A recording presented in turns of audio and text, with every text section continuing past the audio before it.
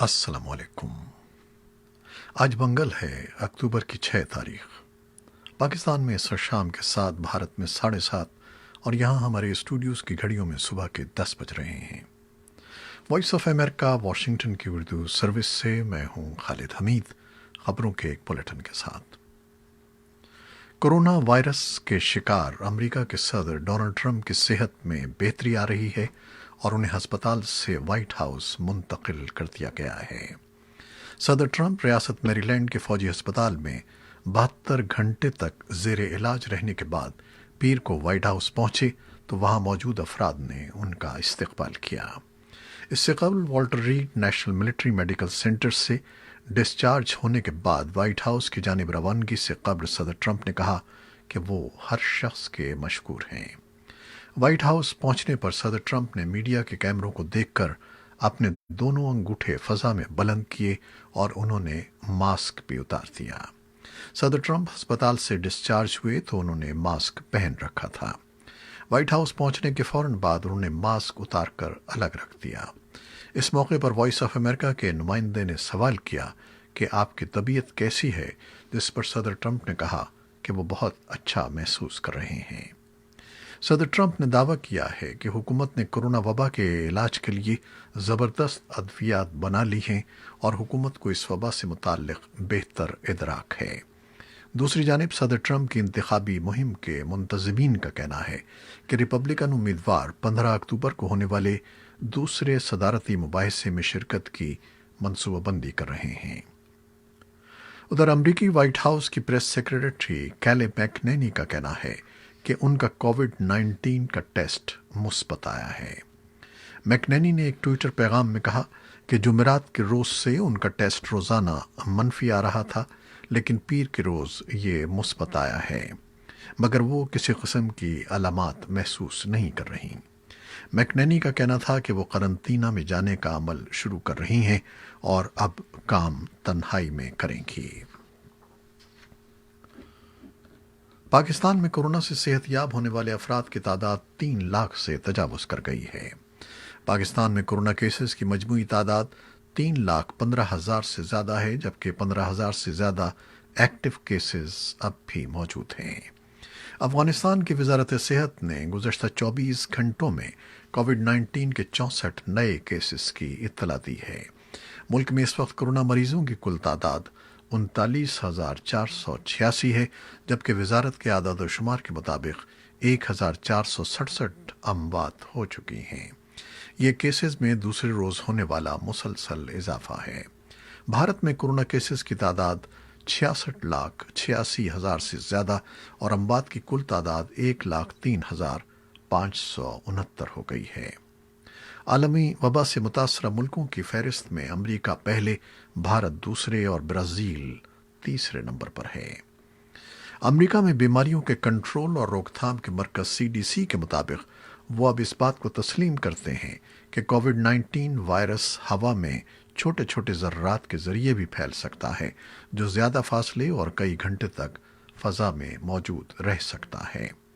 اس سے قبل CDC کا یہ موقف رہا ہے کہ کورونا وائرس مختلف افراد کے ایک دوسرے سے 2 میٹر کے فاصلے کے اندر رہنے سے بات کرنے، سانس لینے، کھانسنے یا چھینکنے کی صورت میں پیدا ہونے والے آبی بخارات کی صورت میں منتقل ہو سکتا ہے۔ تاہم مرکز نے اپنی ہدایات تبدیل کرتے ہوئے سابقہ تحقیق کے نتائج کی بنیاد پر یہ فیصلہ کیا ہے کہ یہ وائرس ہوا میں چھوٹے چھوٹے آبی بخارات یا ایروسول کی صورت میں غیر معمولی حالات میں زیادہ دیر تک فضا میں موجود رہ سکتا ہے، جہاں کورونا وائرس سے متاثرہ کوئی شخص 2 میٹر سے زیادہ فاصلے پر موجود شخص کو متاثر کر سکتا ہے، یا پھر متاثرہ شخص کے وہاں جانے سے کچھ ہی دیر بعد وہاں موجود افراد پر اثر انداز ہو سکتا ہے۔ عالمی ادارے صحت کا کہنا ہے کہ دنیا میں ہر 10 میں سے ایک شخص کورونا وائرس سے متاثر ہو سکتا ہے۔ ادارے کے صحت عامہ کی ہنگامی صورتحال پروگرام کے ڈائریکٹر مائیکل رائن نے پیر کے روز کہا کہ ادارے کی تخمینے کے مطابق اس وقت دنیا میں 10% لوگ ممکنہ طور پر کورونا وائرس سے متاثر ہو چکے ہیں۔ افغانستان میں مفاہمت کے لیے امریکہ کے خصوصی نمائندے زلمے خلیلزاد کہتے ہیں کہ امن عمل سے مراد یہ ہے کہ افغانستان کے لیے ایک سیاسی تصفیہ ہو اور اشروں سے جاری جنگ ختم ہو جائے۔ زلمے خلیلزاد اور افغانستان میں نیٹو افواج کے کمانڈر جنرل اسکاٹ ملر نے پیر کی شب دوحہ میں افغان صدر اشرف غنی سے ملاقات کی ہے۔ خلیلزاد نے ایک ٹویٹ میں لکھا ہے کہ انہوں نے صدر غنی کو بتایا کہ افغان قوم کو امن کا موقع نہیں گنوانا چاہیے۔ انہوں نے کہا کہ وہ اسلامی جمہوریہ کے مذاکرات کاروں کی حمایت کرتے ہیں، چاہے ان کا کام کتنا ہی طویل ہو۔ خلیلزاد نے کہا کہ انہوں نے تمام فریقوں سے جو کچھ سنا ہے اس سے ان کو حوصلہ ملا ہے اور اس میں دونوں ٹیموں کی امن سے وابستگی کا عزم بھی شامل ہے۔ سفیر زلمے خلیلزاد نے یہ بھی کہا کہ امریکہ کی حکومت تشدد میں نمایاں کمی پر زور دے رہی ہے۔ وہ کہتے ہیں کہ افغانستان میں تشدد زیادہ ہے اور متعدد جانیں ضائع ہو رہی ہیں۔ ہم اس تشدد میں انتہائی کمی پر زور دے رہے ہیں تاکہ ایک مستقل اور جامع فائر بندی کی جا سکے۔ انہوں نے مزید کہا کہ تشدد میں نمایاں کمی کے نتیجے میں جانیں بچائی جا سکیں گی، اعتماد میں اضافہ ہوگا، امن کی حمایت بڑھے گی اور مذاکراتی ٹیموں کو سرعت سے پیش رفت میں مدد مل سکے گی۔ اور یہی بات افغان عوام چاہتے ہیں اور اس کے لیے امریکہ ان کے ساتھ ہے۔ افغانستان کی اعلیٰ قومی مصالحتی کونسل کے سربراہ عبداللہ منگل سے بھارت کا 4 روزہ دورہ شروع کر رہے ہیں۔ وہ افغان امن عمل میں بھارت کی حمایت حاصل کرنے اور بھارت کو طالبان سے مذاکرات کے لیے آمادہ کرنے کی کوشش کریں گے۔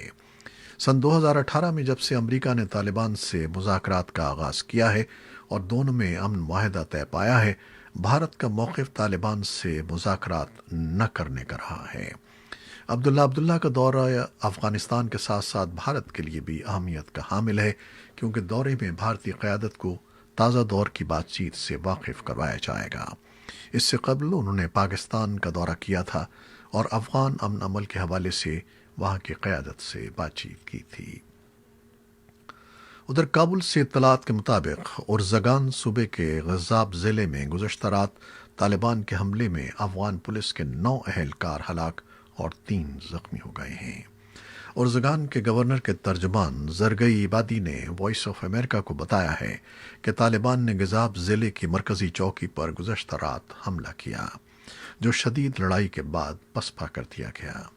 انہوں نے بتایا کہ افغان پولیس کے متعدد اہلکار ہلاک اور زخمی ہوئے ہیں، لیکن ایک سیکیورٹی ذریعے نے شناخت ظاہر نہ کرنے کی شرط پر وائس آف امریکہ کو بتایا کہ 9 افغان پولیس اہلکار ہلاک اور 3 زخمی ہوئے ہیں۔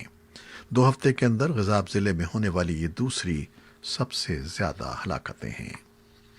امریکی وزیر خارجہ مشرق بعید کے دورے کے دوران آج ٹوکیو میں جاپان، آسٹریلیا اور بھارت کے وزرائے خارجہ سے ملاقات کر رہے ہیں، جس میں خطے میں بڑھتے ہوئے چینی اثر و رسوخ کو کم کرنے کی کوششوں پر تبادلہ خیال کریں گے۔ امریکی وزیر خارجہ پومپیو، جاپانی وزیر خارجہ توشی متسو موٹیگی، آسٹریلیا کے وزیر خارجہ میریس پین اور بھارت کے وزیر خارجہ سبرامنیم جے شنکر کو سفارتی حلقوں میں 4 وزرائے خارجہ کے گروپ سے جانا جاتا ہے۔ یہ وزرائے خارجہ کورونا وائرس کے علاوہ معاشی اور سیکیورٹی سے متعلق تعاون پر مبنی ایک آزاد اور کھلا انڈو پیسیفک گروپ تشکیل دینے پر بھی غور کریں گے۔ یہ چاروں وزرائے خارجہ جاپان کے نئے وزیر اعظم یوشی ہیڈا سوگا سے بھی ملاقات کریں گے، جنہوں نے گزشتہ ماہ سابق وزیر اعظم شنزو آبے کی جگہ ذمہ داریاں سنبھالی ہیں، جو خرابی صحت کی بنا پر مستعفی ہو گئے تھے۔ چاروں وزرائے خارجہ کے اجلاس سے قبل امریکی وزیر خارجہ پومپیو نے اپنے جاپانی ہم منصب موتیگی سے ملاقات کے دوران جاپان کے وہ نئے وزیر اعظم سوگا کو ایک طاقتور لیڈر قرار دیا۔ وہ سابق وزیر اعظم شنزو آبے کے کلیدی ترجمان اور اہم اتحادی کے طور پر بھی فرائض انجام دیتے رہے ہیں۔ امریکی وزیر خارجہ کا کہنا تھا کہ امریکہ کو توقع ہے کہ وہ جاپانی وزیر اعظم کی حیثیت سے دیر پا اتحاد اور تعاون کے لیے اہم کردار ادا کرتے رہیں گے۔ چین نے 4 وزرائے خارجہ کے اس گروپ کی تشکیل پر تنقید کرتے ہوئے کہا ہے کہ اس کا مقصد چینی ترقی کی راہ میں رکاوٹ ڈالنا ہے۔ آرمینیا اور آذربائیجان کے درمیان ایک ہفتے سے جاری مسلح جھڑپوں کے بعد اب تک درجنوں افراد ہلاک ہو چکے ہیں، جن میں عام شہری بھی شامل ہیں۔ دونوں طرف سے بھاری ہتھیاروں اور ٹینکوں سے ہونے والی گولہ باری کے باعث حالیہ جنگ کی وجہ بننے والے علاقے ناگورنو کاراباخ کا ایک گرجا گھر لوگوں کے لیے اب ایک پناہ گاہ بن چکا ہے۔ आर्मीनिया और अज़रबैजान के दरमियान लड़ाई में अब तक 40 शहरियों समेत 250 अफराद हलाक हो चुके हैं। नागोर्नो काराबाख में खुराक की कमी की शिकायत भी बढ़ती जा रही हैं, जबकि कई रिफाही तंजीमें जंग से मुतासरा अफराद को अशियाए खुर्दोनोश फराहम कर रही हैं। शाम के सदर बशार अल असद का कहना है कि उनके मुल्क में रूसी फौजी अड्डे मगरबी ताकतों के दबाव को रोकने में मददगार और खित्ते में ताकत का तवाज़ुन कायम रखे हुए हैं। शाम में रूसी मुदाखलत के 5 बरस मुकम्मल होने के मौके पर एक रूसी चैनल को दिए गए इंटरव्यू में बशार अल असद ने कहा कि आलमी सतह पर ताकत का तवाज़ुन बरकरार रखने के लिए रूस का किरदार अहम है।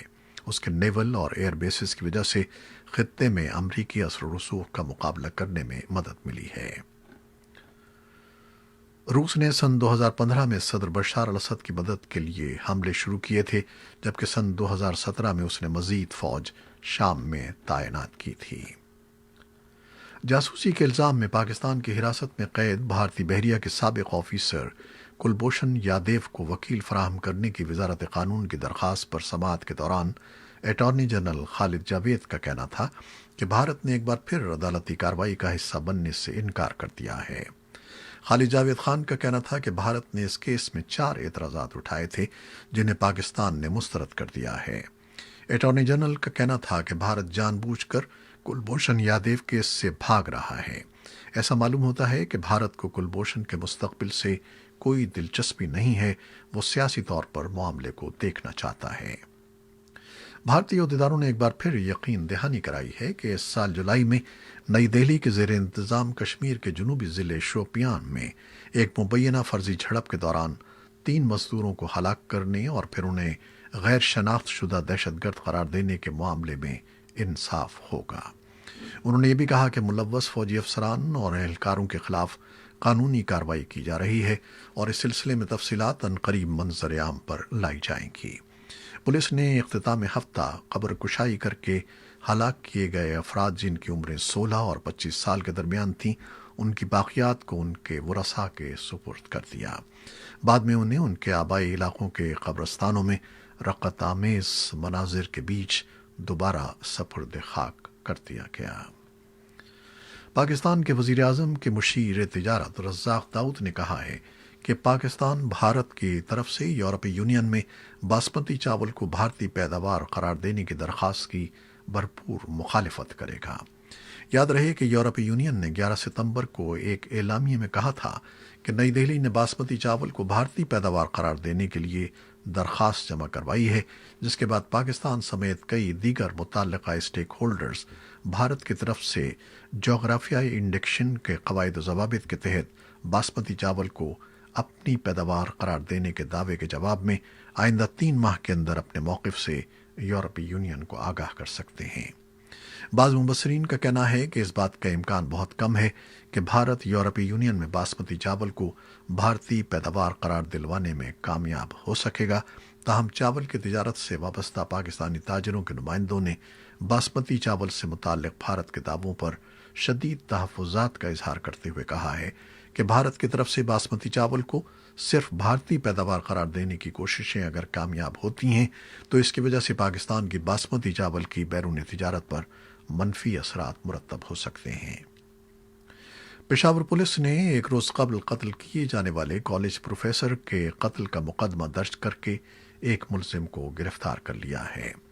गिरफ्तार होने वाला मुलजिम मकतूल प्रोफेसर का रिश्तेदार बताया जाता है, जबकि दूसरा मुलजिम कॉलेज में मकतूल प्रोफेसर का साथी प्रोफेसर बताया गया है। ये थी वो खबरें जो फेसबुक लाइव पर हमने आपके लिए पेश की। हमारी वेबसाइट और यूट्यूब पर यह बुलेटिन पोस्ट कर दिया जाता है, जिसे आप बाद में भी देख सकते हैं। खालिद हमीद को अब इजाज़त दीजिएगा। अल्लाह हाफिज़।